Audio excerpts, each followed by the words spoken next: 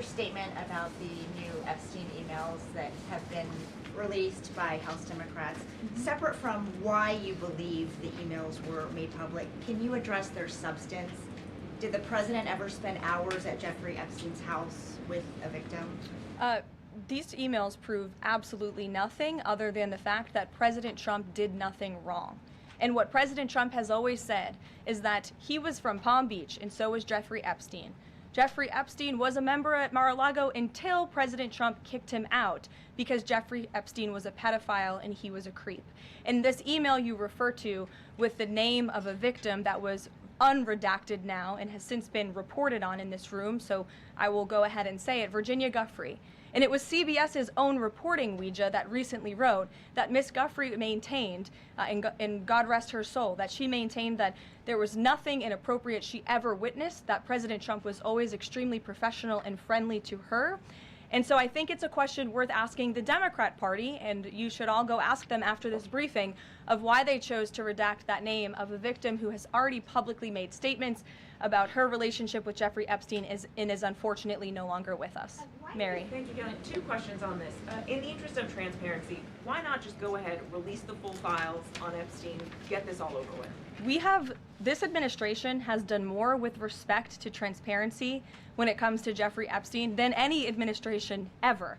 In fact, this administration, the Department of Justice, has turned over tens of thousands of documents to the American people. We are cooperating and showing support for the House Oversight Committee. That's part of the reason you are seeing these documents that were released today, because of the House Oversight Committee's and Republicans' efforts to get these out to the public. This administration also moved, the Department of Justice also moved to unseal grand jury testimony, which we know, unfortunately, a judge declined those requests. So this administration has done more than any, and it just shows how this is truly a manufactured hoax by the Democrat Party.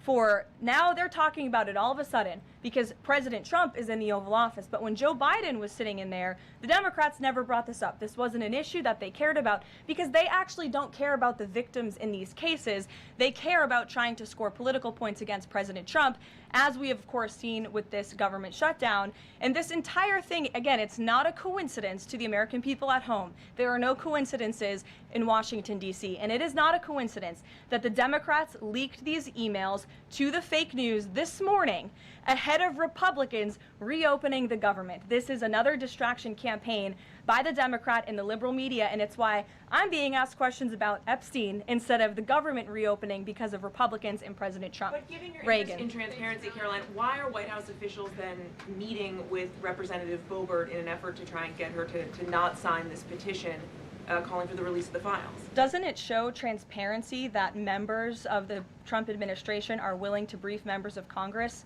whenever they please? Doesn't that show our level of transparency? Doesn't that show the level of transparency when we are willing to sit down with members of Congress and address their concerns? That's a defining factor of transparency, having discussions with members of Congress about various issues. And I'm not going to detail conversations that took place in the Situation Room in the press briefing room. Reagan.